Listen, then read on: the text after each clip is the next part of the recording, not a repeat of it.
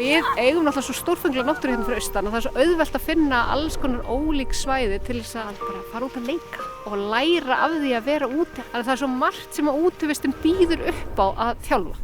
Það er gott að ala upp börn í Múlaþingi. Það eru boði fimleikar, það eru boði karfa, það eru fótbolti. Ég held að það sé bara mikilvægt að það sé fjölbreytt og öflugt íþróttastarf og félagsstarf í sveitarfélögum eins og Múlaþingi og hérna á Egilsstöðum. Félagslífi er bara mjög fjölbreytt. Ótal félög, leiklistufélag, tónlistarfélag, félag fyrir skólablaðið.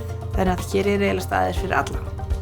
Það er náttúrulega rosalegur kostur að geta verið í þínu bæjarfélagi og unnið. Hér sit ég í opnu skrifstofu með Borgarfirði og get tekið þátt með teiminu mínu á Egilsstöðum og Djúpavogi og það er ekkert vesen.